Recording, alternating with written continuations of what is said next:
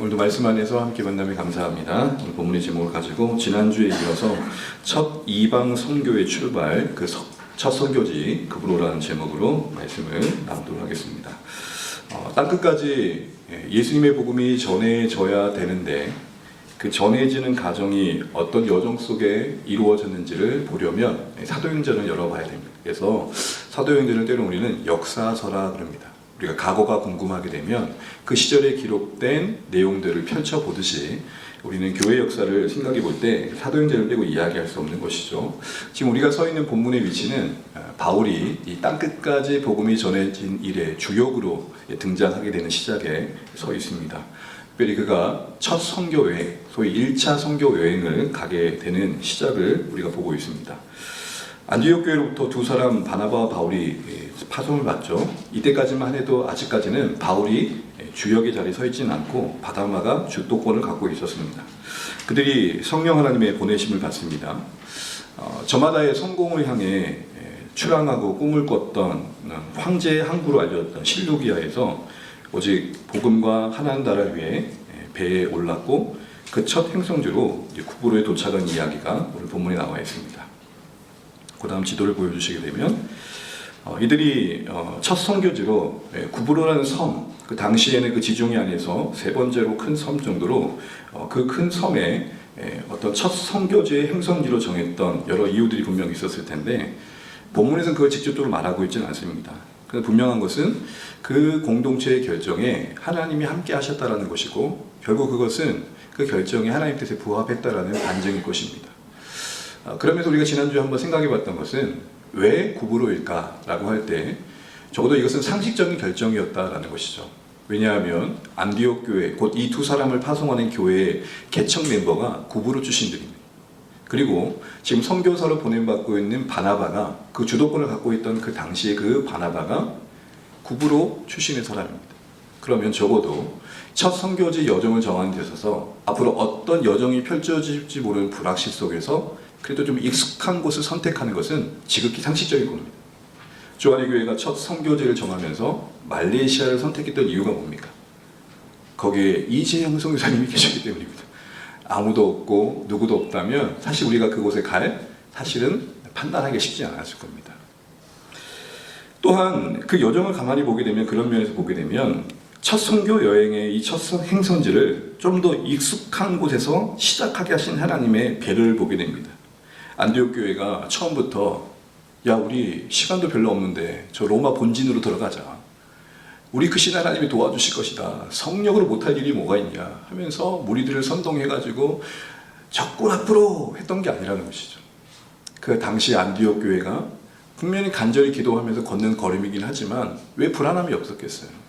여러분 우리의 삶을 살아가다 보면 모든 조건이 완벽하게 주어졌어도 사실은 어떻게 될지 모르는 불확실성의 가능성이 늘 염려하잖아요. 그 염려 속에 있었을 안디옥 교회에 그들의 믿음의 분량에 맞게 형편에 맞게 걸음을 내딛게 하신 것이 구브로였다라는 것은 하나님의 배려를 보여줍니다. 네, 우리 하나님 이런 분이십니다. 우리의 보폭에 따라 우리의 걸음을 인도하시고 거기서 자라게 하십니다. 이런 하나님을 우리가 오해하게 되면 항상 하나님과 관계 속에 뭔가 불안감이 있고 정죄감이 따라오게 될 것입니다. 여러분 하나님은 아이의 손을 붙잡고 뛰어다니신 아버지가 아닙니다. 제가요 30, 40대 부모들을 보면서 이 막 아장아장 걷는 아이들을 보면서 이 아이를 더 빨리 걷게 하려고 손잡고 뛰어다니는 아빠를 본 적이 없어요. 대부분 다 부모들은 어떻게 걷죠? 아이고야 아이고야 이러고 걷는단 말이에요. 여러분 혹시 지나가다가 공원이나 이런 데서 이 아이를 빨리 크게 하려고 이제 막 걸음을 걷는 아이의 손을 붙잡고 뛰는 아버지 보신 적 있습니까? 가만히 생각해 보시죠. 그런 아버지는 아마 남일 거예요. 그 유괴의 현장 아닙니까 그거는? 하나님이 우리와 동행하시는 관계 속에 이런 모습으로 이해되는 게 참 중요합니다. 그런 의미에서 믿음은 뭔가 대단한 결과를 얻어내어 나를 부풀리게 하는 과정이 아니고 큰 것만이 믿음이 아니라 지극히 작은 것에서 하나님과 동행하는 믿음의 과정, 그 과정이 믿음입니다. 여러분 삶의 반복된 일상 속에 하나님 오늘도 내가 똑같은 수고를 합니다. 오늘도 만나는 사람은 그리 다르지 않을 겁니다. 그런데 하나님 이곳에 함께 해주십시오. 이 과정이 믿음입니다. 예전엔 여러분 어르신들이 밥을 지을 때, 교회 식사할 때 이렇게 하셨다는 얘기를 들었어요. 여러분 쌀을 씻고 난 다음에 밥속에 올리잖아요. 그러면 여러분 그냥 올리시잖아요. 옆에 물도 좀 닦고. 근데 옛날 어른들이 이랬대요. 거기다 십자가를 긋는 거예요. 밥 다 된 다음에 어떻게 해요? 십자가를 긋는 거예요. 왜 그랬을까요? 이 작은 것 안에서도 하나님이 함께 해주시기 바랍니다. 이렇게 시작된 이 여정이 이제 고담 한번 눌러주세요. 그 다음 살람이라는 섬에 도착하게 됩니다. 현재도 있는 지역이고요. 지금의 이름은 파마구스타입니다. 파마구스타. 이 지역이 키브리스라는 섬으로 지금은 이제 구브로가 이 이름이 갖고 있는데, 이 지역의 북쪽에 보게 되면 성경에서는 살라미로, 그리고 현재 이름은 파마구스타라는 항구가 있습니다. 유대인의 그 항구에 이르러가지고 이 바울 팀이, 바나바와 바울 팀이 가장 먼저 했던 게 뭐라고 성경을 언급하고 있습니까? 유대인의 여러 회당에서부터 뭐 하겠대요? 말씀을 전하기 시작했다는 거죠. 여러분 이제 사도행전을 쭉 보게 되면 이 선교 여행을 가는 곳마다 바나바와 바울, 또 바울이 가장 먼저 가는 곳에서 회당을 찾는 것을 보게 되실 겁니다. 이건 상당히 전략적인 접근입니다. 왜냐하면 낯선 지역에 가서 그래도 유대인들이 모인 곳에 찾아갔을 때 그 지역을 알기 위한 정보를 얻기 쉬웠겠죠. 이제 바나바와 바울이, 이제 이후로는 바울이 사역을 주도해가면서 가보지 않은 지역을 갈 때마다 이 지역에, 각각의 지역마다 온갖 사람들이 섬기는 신들이 다를 거고 문화가 다를 텐데, 이거를 알기 위해서 가장 중요한 것은 이미 그곳에 흩어져 살고 있었던 유대인들, 우리는 좀 전문용어로 디아스포라라 그럽니다. 그 곳곳에 흩어진 유대인들이 성전 대신하여 만든 회당에서 정보들을 얻을 수 있게, 그리고 그 해당에는 유대교를 존경해가지고 자신은 이방인임에도 불구하고 유대인으로 전향하기 위해서 유대교를 선택한 사람들이 나오는데, 사도행전 내내 그들은 이렇게 표현됩니다. 경건한 사람, 유대교에 입교한 경건한 사람들. 오늘 본문에도 우리가 읽진 않았지만 사도행전 13장 43절에 보게 되면 유대교에 입교한 경건한 사람들이 나옵니다. 이들은 원래 이방인들입니다. 그러니까 바울 입장에서는 지금 이방인들에게 복음을 전하러 간 데서 이방인들이 그나마 더 접근성 있는 장소가 회당이었던 거죠. 이와 같은 이유들로 전략적인 차원에서 회당을 찾은 겁니다. 이렇게 보면 지금 회당은 복음을 전하기 위한 전초 기지로 활용되고 있죠. 그런데 여러분 여기서 한 가지 생각할 게 있습니다. 회당이 어떤 곳이냐는, 성경에 회당이 거꾸로 나오는데, 회당은 유대인들이 같이 모여가지고 성경을 배우고 율법을 배우고 신앙을 교육했던 장소고 또 함께했던 공동체를 이루는 장소였습니다. 근데 이 회당이 왜 세워졌죠? 여기는 이스라엘의 아픈 역사가 있죠. 이스라엘 역사 속에 바벨론의 강대국에서 심판을 받고 흩어진 적이 있었습니다. 그때 그렇게도 무너지지 않을 거라고 생각했던 성전의 건물이 확 무너지게 되고 그들은 곳곳에 피난하게 됩니다. 여기저기 흩어지게 됩니다. 그래서 그곳에서 성전을 대신해서 신앙의 공간으로서 회당을 만들게 됩니다. 그러면 회당은 역사적인 아픔과 부끄러움이 새겨진 장소인 거죠. 그런데 지금 그 곳곳에 흩어진 회당이 현재 바울의 시점에서는 복음을 전하는 네트워크로 활용되고 있는 거예요. 한마디로 아픔과 수치의 장소가 이제는 복음의 전초 기주로 선용되고 있는 겁니다. 유대인들이 자업자득으로 겪어했던 그 눈물의 시간들이 하나님 편에서는 그들을 포기하지 않고 당신의 더 큰 뜻을 이루는 도구로서 더 하나님의 큰 계획을 준비해가는 방편으로 역사 속에서 사용하고 계셨다는 것입니다. 유대인들에게는 만국의 한을 품고 지냈던 그 고통스러운 나라들이 결과적으로 보게 되면 그 자신들도 모르는 사이에 하나님의 더 큰 계획의 도구로 아름답게 준비되어져가는 점금과 같은 귀한 시간들로 오늘 바라봐지게 되는 것입니다. 네, 그렇습니다. 사랑하는 주원의 가족 여러분, 우리가 인생길 걸어가다 보면 내 선택 밖의 일들이 참 많이 찾아옵니다. 그 일들 속에 우리는 당연히 통제할 수 없다는 한계 속에서 절망하게 됩니다. 그 절망의 흔적들은 누군가에게 오랜 고통과 상처가 되고 부끄러움이 됩니다. 하나님이 하신 일이 뭡니까? 애초에 그 절망이 없게 하셨으면 더 좋겠지만 우리가 알 수 없는 더 큰 계획과 뜻 안에서 그 절망을 지나게 하시되 그 절망이 절망으로만 끝나지 않게 하신 하나님. 오늘 본문의 이 해당의 역할을 비춰본다면 이 해당이 수치와 절망의 흔적을 감고 있는 역사의 자리이지만 지금은 복음을 위한 징검다리, 그 소망의 역사의 징검다리로 쓰여지게 바꾸시는 하나님의 일하심을 보게 되는 것이죠. 여기서 우리는 피할 수 없는 인생의 여정의 절망의 현실을 어떤 시각으로 바라봐야 되는지를 다시 한번 배우게 됩니다. 우리의 고통과 눈물이 그 순간순간 우리를 힘겹게 하지만 결국 인생 여정을 지나고 나면 나를 자라게 하는 하나님의 도구가 될 수 있다는 이 소망의 기대를 잃지 않아야겠다는 것입니다. 예수님 안에서 우리 고통과 눈물이 새로운 의미와 가치를 갖는 것으로 재창조될 수 있다는 사실들을 생각들을 가질 수 있어야 된다는 거죠. 바울도 자신의 그 어두운 과거가 쓸모없었던 게 아니라 헛된 열심으로 율법의 열심만 가지고 수많은 사람들을 죽이고 잡아나왔던 그 과거의 부끄러움이 사실은 사도가 된 다음에 정신을 바르게 차리고 나온 다음에는 오히려 그 부끄러웠던 과거가 그를 더 열심히 있게 하잖아요. 그리고 그렇게 누군가에게 고통을 줬던 시간들만큼 자신이 이제 바울이 복음을 전하면서 사는 고통을 감당해내는, 그래 내가 과거에 누군가에게 이렇게 해를 끼쳤었는데 이제 내가 그걸 받고 있구나 라는 수용할 수 있는 그런 마음의 이해를 만들더라는 것입니다. 그러기에 사랑하는 전에 가족 여러분, 회당이 수치와 과거의 아픔을 안고 있는 역사의 흔적이지만 복음 안에서는 때론 새롭게 하나님의 선한 어떤 도구로 재창조되고 있는 현장을 보면서 오늘 우리의 고난의 현실을 그 자체로는 기뻐할 수 없겠지만 당당히 뚫고 나가고 그 가정 속에 만들어져가는 선한 것들을 경험해 갈 수 있는 소망의 사람들 되시기를 간절히 축복합니다. 이어지는 내용을 보게 되면 덧붙여서 이 유대인 해당에 도착해서 말씀을 가르쳤다는 내용과 함께 그 결과에 대한 특별한 언급은 없이 한 가지 사실을 더 첨언하는데 다른 것이 아니라 요한, 마가라고 하는 사람이 동행했음을 말합니다. 5절 하반절에 그렇게 나와 있죠. 근데 그를 수행원으로 뒀다고 합니다. 뭐라고 뒀다고요? 수행원. 여러분 여기서 복음 전하는 이 선교 현장에 이 바나바 바울 외에 마가 요한이라는 이름이 이제 실제적으로는 히브리식 이름은 요한이고 로마식 이름은 마가인 거예요. 이 마가라는 요한이라는 마가가 수행원으로 함께했다는 사실이 우리에게 시사하는 바가 뭘까요? 바나바와 바울이 참 대단하고 참 준비된 사람들인 건 맞지만 이들만의 수고로 선교가 이루어진 게 아니라는 것입니다. 항상 전도는 팀 사역입니다. 하나님 나라 일은 팀으로 이루어졌습니다. 앞에서 수고하는 사람도 있지만 항상 배후에서 무명으로 애쓰고 있는 분들이 있다는 것을 우리는 함께 봐야 됩니다. 어떤 역할이 더 중요하냐? 사실 그렇게 접근할 문제가 아니라는 것입니다. 어떤 것이 더 귀한 일이냐라는 우열의 개념이 아니라 모두가 하나님 나라를 이루어가는 데 필요한 역할이라는 측면에서 서로의 역할을 알아주고 존중해주는 이런 자세가 우리에게 필요하다는 것이죠.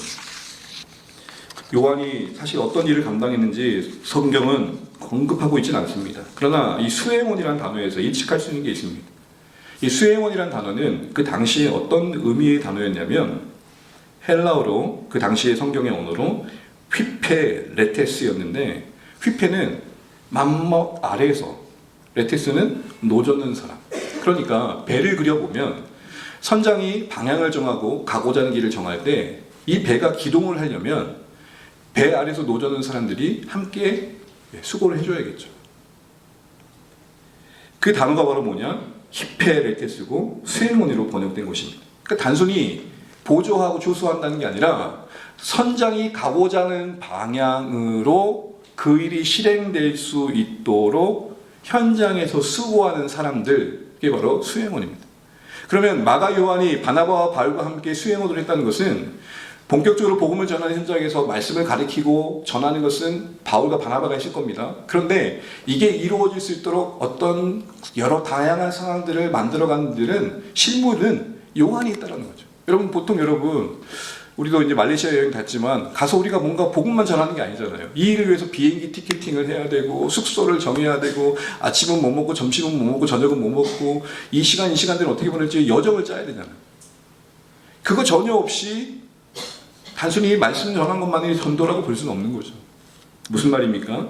어떤 일이 진행되는 데서 필요한 여러 실무적인 일들을 묵묵히 감당하는 사람들이 있어야만 일이 된다는 겁니다. 그래서 이 수행원이라는 말이 원문의 근거에서 좀 더 와닿게 번역을 해보자면 이겁니다.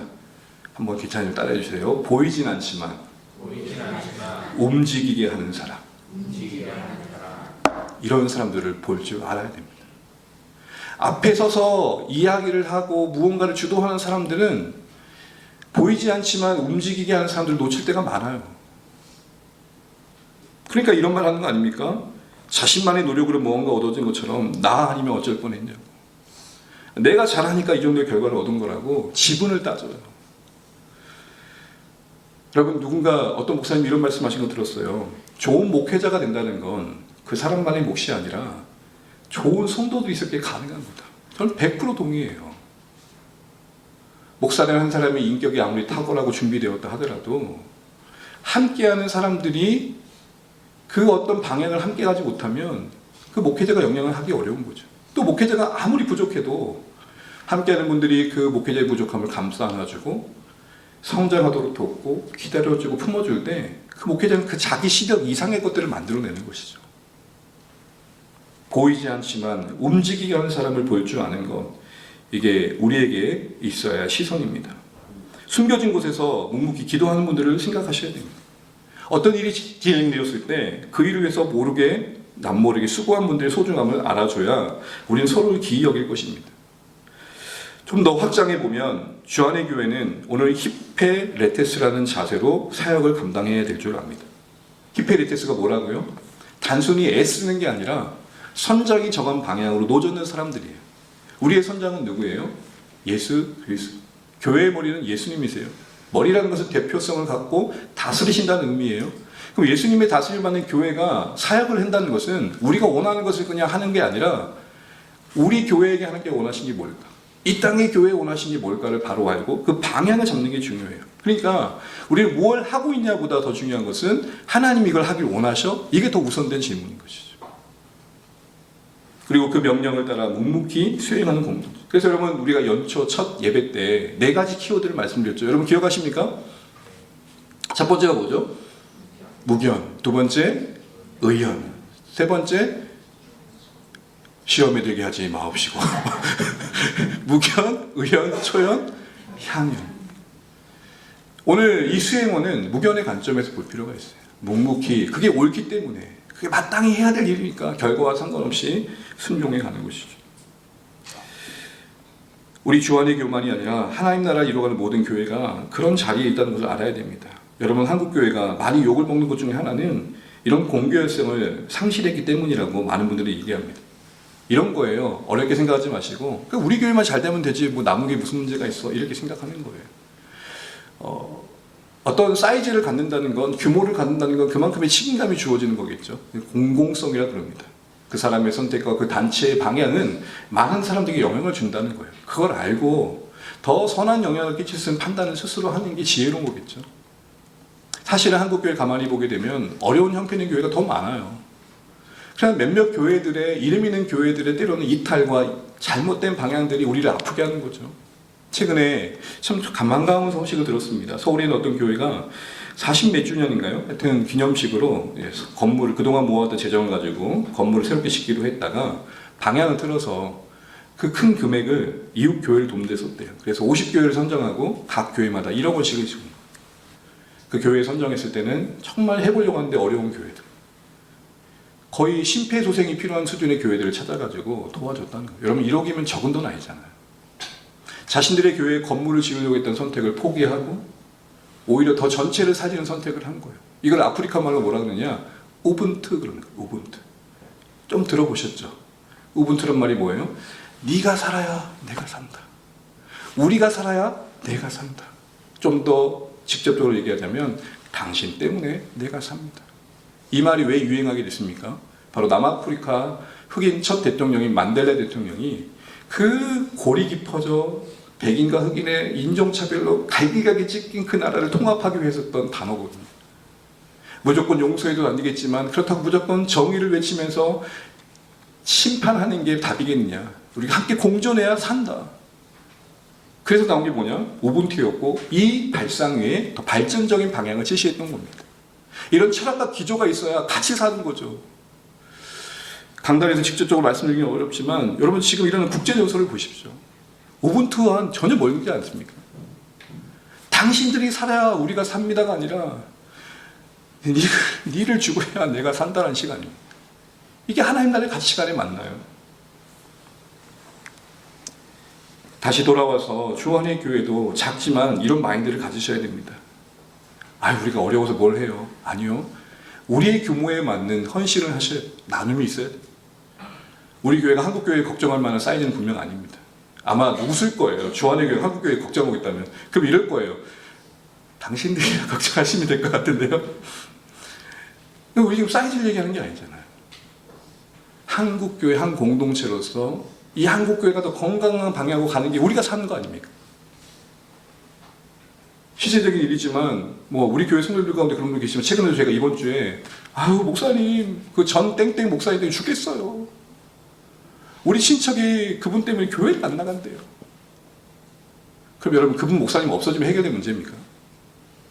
이미 한국교회의 어떤 생태계 자체가 우리가 가슴 아파야 할 만큼 병들어 있는 것들을 우리가 함께 아파하고 우리가 할 수 있는 갱생의 노력을 해야겠죠. 우리 자신의 거울로 삼아야 될 것이고 우리가 할 수 있는 애씀이 있어야 될 것입니다. 이게 바로 뭐냐? 우분투이고 우리 교회만 잘 되는 게 아니라 그리스도 안에서 모든 교회가 잘 되어져 가야 된다는 마음 가짐일 것이고 이게 바로 휘페레테르스로서 큰 배의 선장 대신 그 선장의 지시를 받는 한 노젓는 교회로서의 역할일 것입니다. 군대 가보면 요령 피우는 애들이 꼭 있습니다. 여러분 군의료 중에 이런 게 있습니다. 이런 통나무를 가지고 이렇게 들고 이렇게 옮기는 게 있습니다. 월차를 쓰기 전에 보셨죠 여러분? 보통 해변가에 보면 이 큰 무거운 거 가지고 막 좌로우로 한단 말입니다. 그러면 꼭 요령 피우는 애도 있습니다. 어떻게 할까요? 가운데 있는 애들은 잡지도 않아. 이러고 그리고 땀을 제일 많이 흘려. 제가 그랬습니다.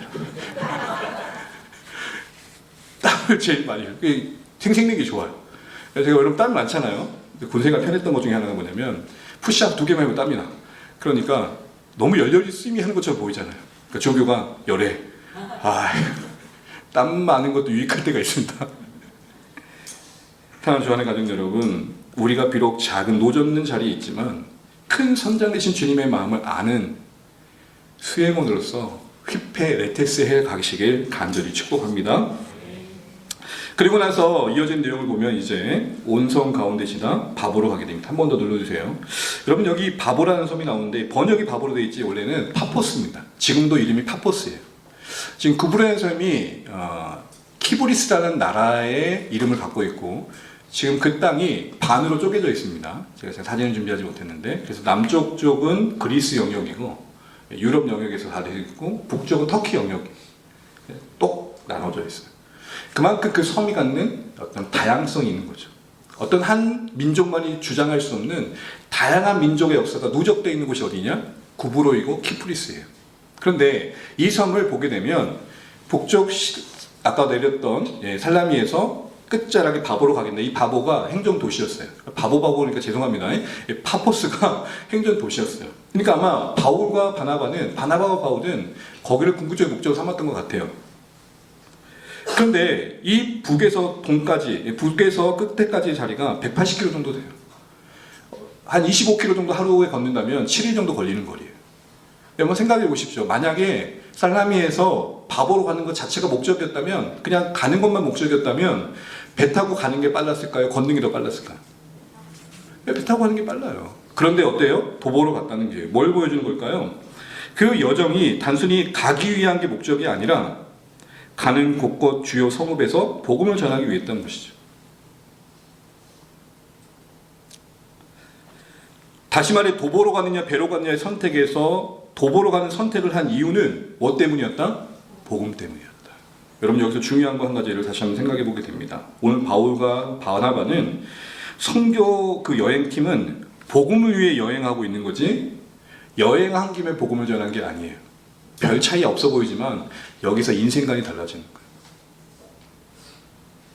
다시 말해 우리의 모든 삶의 선택들은 목적을 위한 수단이 되어지는 게 신앙적이라는 것입니다. 하나님의 목적이 된 기준의 인생들은 그래서 삶을 하나님의 일을 하는 사명의 기회와 열매로 헤아리게 됩니다. 대표적으로 바울은 이런 고백을 했습니다. 빌립보서 1장 21절 22절에 그리스도로 인해 내가 죽는 것도 유익한데 그 이유는 육신으로 사는 이들이 내 일, 곧 내게 주는 사명과 사역의 열매이기 때문입니다. 다시요. 내가 육신을 입고 살아가는 게 하나님이 내게 주신 사명을 하는 열매래요. 다시 말해 내게 인생에 주어진 것은 나를 지으시고 부르신 하나님을 위해 사는 기회입니다. 그러기에 내가 살든 죽든 그 어떤 것도 하나님의 뜻 안에 있다면 감사할 일입니다. 이런 고백을 하는 것입니다.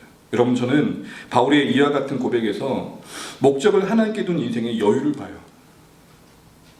목적을 하나님께 둔 사람의 담대함을 봐요.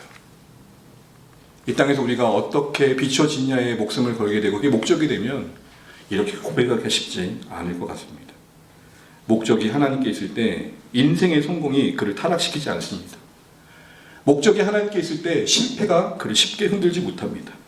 성공은 성공대로 도구가 되고 실패는 실패대로 교훈이 됩니다. 그 모든 게 하나님의 목적을 이루는 방편으로 헤아려지기 때문에 성공이든 실패든 개의치 않습니다. 혹 얻게 된 게 있으면 그 목적을 위해 사용하게 되고 혹 잃어버린 게 있으면 그 섭리 아래 수용하게 됩니다. 그렇게 뭐든 개의치 않는 것이죠. 사랑하는 주님의 여러분, 이들이 단순히 도보로 갔던 것만 보지 마시고 바보라는 그 궁극적인 그 장소로 가기 위한 그 자체가 목적이 아니라 그 모든 게 복음을 위한 여정으로 이해됐기 때문에 그들이 걸을 수 있어서 희생을 했던 것처럼 그렇구나, 목적이 무엇이냐가 우리 삶의 선택을 좌지우지하는구나, 이 생각을 할 수 있겠습니다. 그러니까 우리는 그 사람의 선택을 보면서 그 사람이 어떤 인생의 목적을 갖고 있는지를 알게 되는 거죠. 바라기는 우리의 삶이 영원하신 하나님께 목적을 두고 우리 삶에 주어지는 성공이든 때로는 잃어버림이든 그 모든 게 그 목적을 이룬 데 방편으로 아름답게 쓰여져 가는 그런 삶이 되시기를 간절히 축복합니다. 그러면서 오늘 본문을 마무리해 가면서 여러분, 제가 오늘 좀 강조하고 싶은 게 있습니다. 저는 오늘 본문을 보면서 계속 어제 고민하면서 했던 질문 중에 하나는 뭐냐면, 그렇게 성읍을 온 땅 가운데 지나면서 애썼는데 딱 몇 글자로 정리 안 해요. 온 성 가운데로 지나. 몇 글자예요 이거? 온 성 가운데로 지나서. 10자도 안 되는 단어로 정리하고 있어요. 그 어떤 수고의 결과가 무엇이 맺혔다라는 언급이 전혀 없어요. 그러니까 한마디로 성과가 없는 과정인 것 같아요. 여러분, 7일 8일 정도 곳곳을 다녔으면 그래도 긍정적인 반응하는 사람이 있었을까 없었을까요? 있었을 거예요. 근데 왜 기록을 안 했을까요?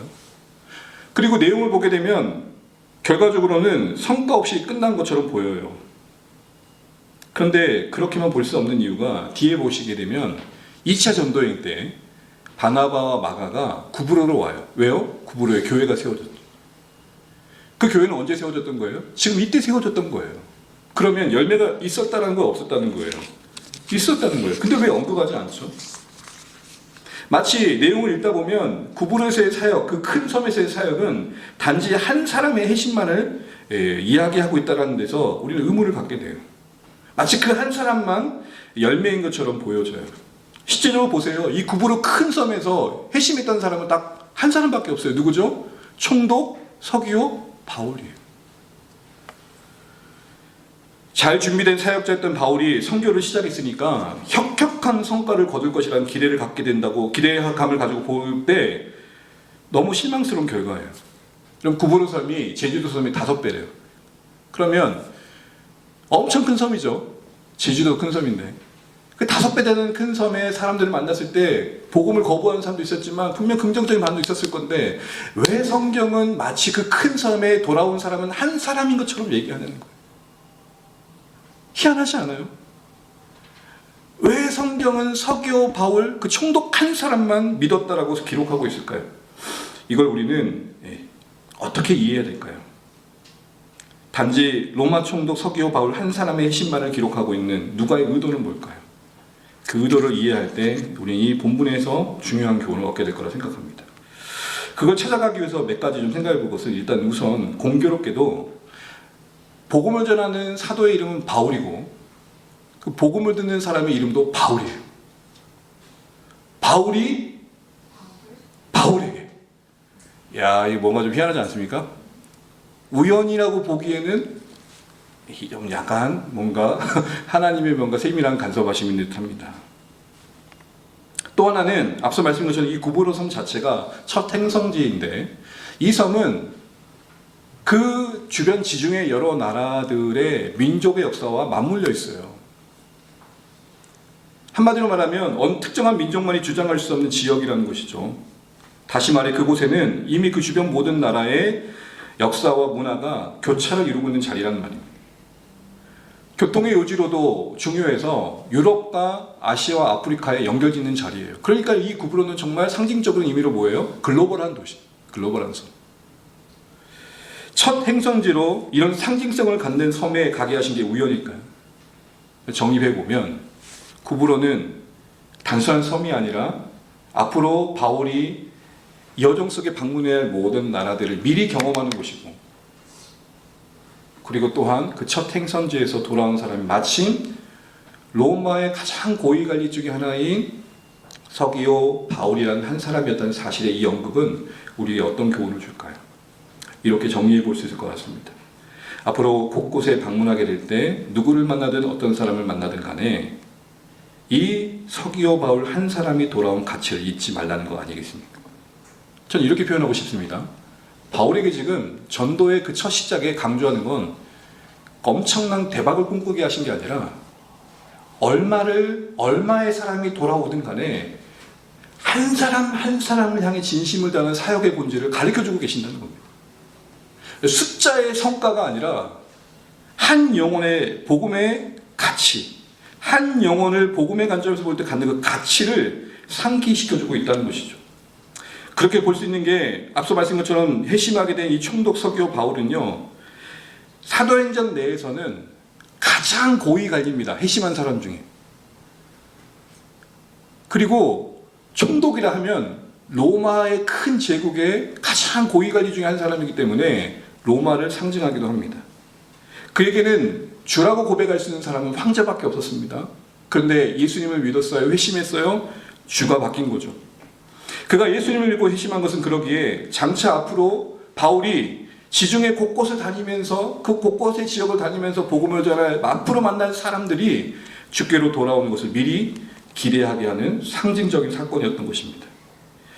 이처럼 누가는 첫 선교 여행, 첫 선교지 구브로의 성과를 숫자로 말하지 않고 한 사람의 회심이 갖는 가치를 강조함으로써 바울이 앞으로 전도 여행 내내 잊지 말아야 될 사역의 본질을 재차 강조하고 있다는 것입니다. 저는 이걸 이렇게 표현하고 싶습니다. 한 사람의 선교. 이 한 사람을 위한 선교가 바울 사역 내내 계속돼야 할 패턴이라는 것입니다. 앞으로 누구를 만나고 몇 명을 전도할 기회가 주어지는 또 사역의 결과와 상관없이 결국 이 한 사람 서기오 바울이 돌아오기 위해 애썼던 것처럼, 이 부분은 다음 주에 보겠지만 이 한 사람이 돌아오기 위해 그렇게 애썼던 것처럼 그 동일한 마음을 가지고 앞으로 만난 사람들을 상대하고 전도하기 위해 애써야 될 것이다, 이렇게 말하고 있다는 것입니다. 특히나 바울이 바울을 전도했습니다. 공교롭게도 복음을 전한 사람의 이름이 같아요. 오늘 제 식으로 얘기할까요? 제가 누군가에게 전도했는데 마침 이름이 염규용이에요. 그럼 좀 제 마음이 어떨까요? 단순히 염규용이 예수 믿고 돌아온 게 아니라 내가 이전에 예수 믿고 주께로 돌아왔던 생각들을 할 수 있을까요? 없을까요? 저는 할 수 있다고 봐요. 자기 앞에 있는 바울을 보면서 자기 과거의 바울을 보는 거죠. 잊고 있었던 기억을 떠올리는 거죠. 이걸 우리 뭐라 그래요? 거울치료라 그래요. 바울이 바울을 전도하게 한 사역 속에서 바울 그 당사자에게는 어떤 마음이 있었을까요? 하나님이 내 앞에 있는 저 총독 바울, 누가 찾아와 복음을 전하기 전까지는 복음조차 들을 수 없던 이 인생, 총독의 권리가 가장 대단한 거라 여기면서 살아갔던 이 성공을 구했던 이 인생이 예수를 믿게 된 이 모습을 보면서 자신의 지난날의 헛된 열심을 따라 살았던 삶에 찾아오셔서 구원을 베풀어 주신 하나님의 찾아와 주신 사랑과 열심이 해게 생각나지 않았겠어요? 그리고 그런 마음을 새롭게 했을 겁니다. 하나님, 제가 앞으로 누구를 만나든 내 앞에 바울을 바꾸셨던 이 시점에 이 첫 행성지에서 나와 같은 이름을 가진 사람을 만나게 하셔서 내가 이전에 어떤 하나님의 사랑과 은혜로 구원받은지를 생각하게 계신 그 마음가짐 잃지 않고 모두를 만나겠습니다. 누구를 만나든 그 한 사람 한 사람을 향한 주님의 열심의 마음, 사랑의 마음 잃지 않고 대하겠습니다. 이런 마음가짐이 있지 않았을까요? 이렇게 보니 오늘 총독 서기오 바울 이 한 사람을 위해서 1차 전도 여행이 준비된 것처럼 보입니다. 하나님이 이 한 사람을 위해서 바울을 준비하셨고, 이 한 사람을 위해서 바울과 바나바를 안디옥 교회에 파송하게 하셨고, 무엇보다도 이 한 사람을 위해서 예수 그리스도의 십자가에 못 박아 인류의 구원자로서 준비시켰다는 사실이, 단순히 서기오 바울이 돌아왔다가 아니라 이 한 사람 위에 준비된 하나님의 관심과 사랑과 열정과 신실하심의 무게감을 느끼라고, 구부로에서는 성과를 말하는 게 아니라 그 한 사람이 돌아왔다고 말하고 있는 것입니다. 사랑하는 주안의 가족 여러분, 주안의 교회가 앞으로 어떤 사람들을 만나든, 얼마의 사람이 만나게 되든, 어떤 사역의 결과를 얻게든 간에 잃지 말아야 중요한 가치가 있습니다. 그게 뭐냐? 한 사람의 가치. 그 한 사람의 희심이 귀하게 여겨지지 않으면 공동체는 타락하기 시작합니다. 성도 한 사람 한 사람의 얼굴이 보이지 않고 숫자가 보이면, 오늘 몇 명 할 때 이렇게 되면 그 사역자는 끝나는 겁니다.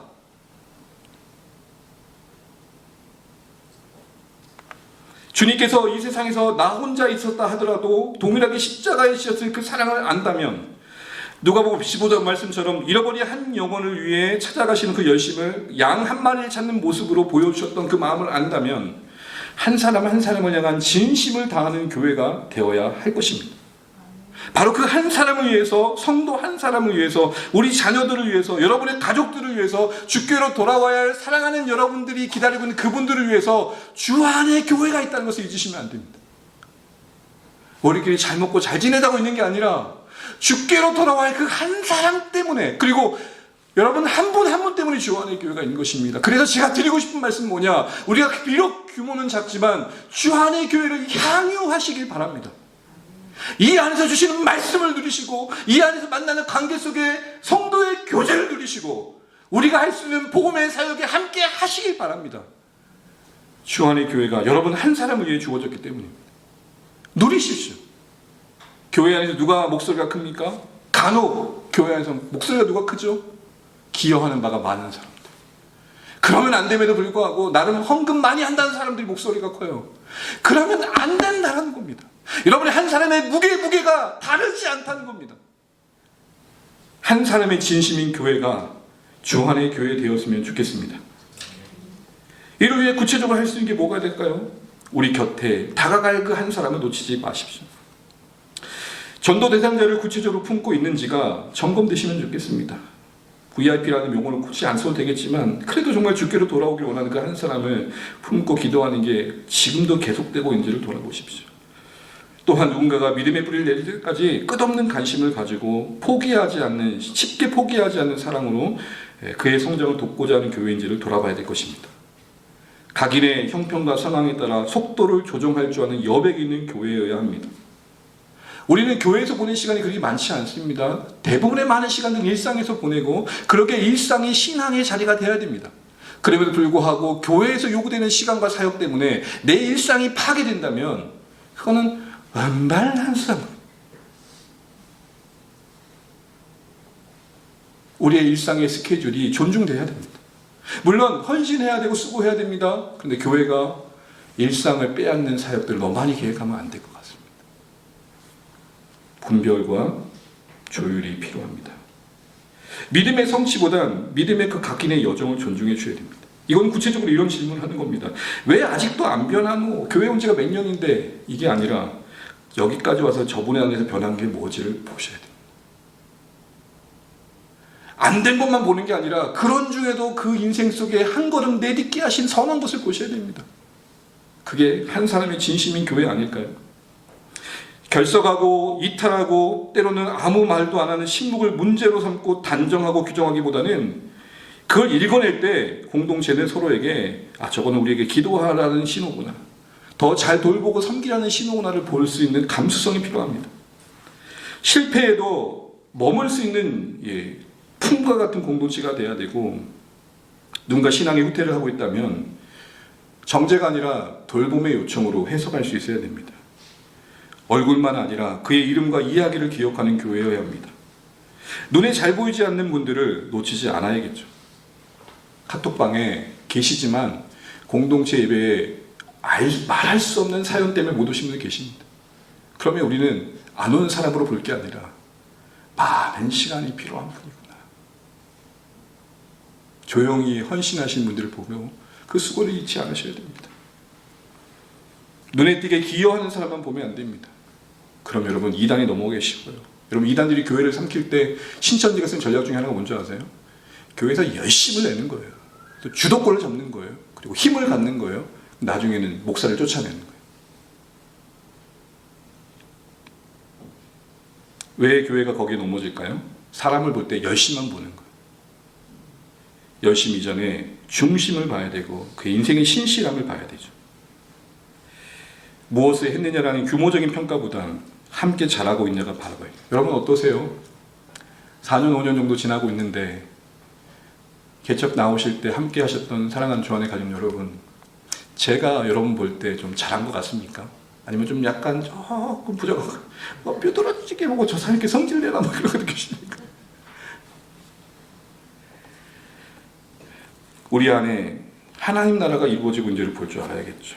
이렇게 한 영혼을 섬기는 교회는 깊이 사랑하고자 하는 교회일 것입니다. 속도가 느립니다. 으쌰으쌰 하는 것보다 느릴 수밖에 없습니다. 그런데 저는 이게 예수님을 닮은 길이라 생각합니다. 더 나아가 역설적이지만 이 믿음에 우리 모두의 마음이 모이면 좋겠습니다. 여러분, 한 사람의 진심인 교회가 더 많은 사람들을 감당하게 됩니다.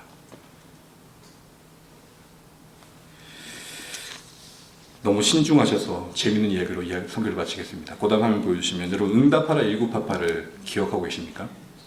전 이거 볼 때마다 참 복음적이라는 생각을 해보게 됩니다. 한 사연인데 진주 아시죠? 선운의 진주. 혹시 1988 안 보셨나요? 괜찮습니다. 동네가 반상을 합니다. 이 쌍문동 사람들이 모여서 반상을 해. 반상의 주제가 뭐냐? 우리 아이들에게 크리스마스 때 무슨 선물을 할까? 그러다가 선운의 엄마가 이럽니다. 누가 씹으려가지고 우리 진주한테 산타 없다고 했노? 누구? 그 씹으린 사람이 누구예요? 그 서울대 간 언니 있죠, 누나. 그래가지고 애가 심각한 상황에 빠진 거예요. 이 동심을 깨지 않게 동네 사람들이 2-3시간 회의를 해요. 어떤 결론을 맺으냐? 그럼 우리가 물어봐가지고 산타가 있다라는 선물을, 어떤 걸 원하는지 그 선물을 줘서 산타가 있다는 걸 알려주자. 근데 이 진주를 깨워요. 진주가 너 뭐 갖고 싶니 했더니 눈사람 그런 거예요. 심각해졌죠. 눈사람 만들면 뭐가 와야 돼요?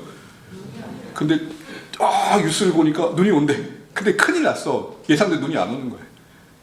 그래가지고 난리 나가 다시 반상회를 해요. 그래서 어떻게 했냐? 마침 얼음을 갖고 있는데 그래서 얼음 조각을 하자. 태기 아버지가 얼음 조각을 해요. 눈사람. 박보광 아버지. 예. 조각을 해요. 그래가지고 했는데 그 다음날 녹아버려.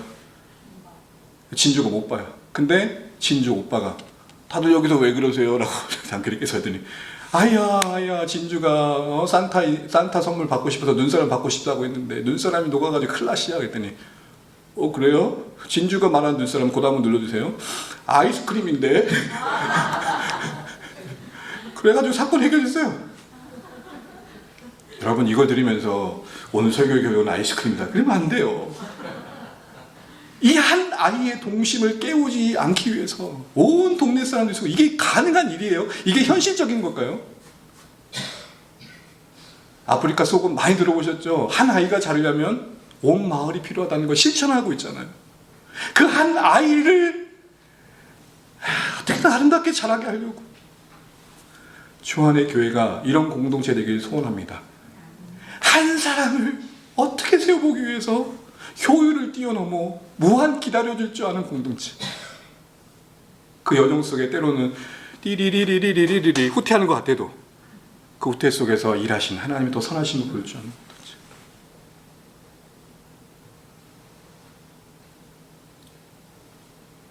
응답하라 1988 보라는 말씀이 아닌 걸 아시죠?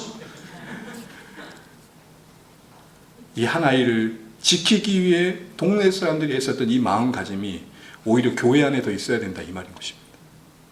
우리 모두 구부러 섬에 왜 단 한 사람 바울만 회심했다고 기록하고 있는지를 잊지 마십시오. 첫 행성제 첫 걸음에 대박을 꿈꿀 수 있었던 바울에게 하신 말씀이 뭐냐? 얼마나 많은 사람이 아니다. 그 한 사람의 진심을 다해라. 그럴 때 누구를 만나든 어떻게 만나든 그 가정 속에서 주시는 열매가 있을 것이다.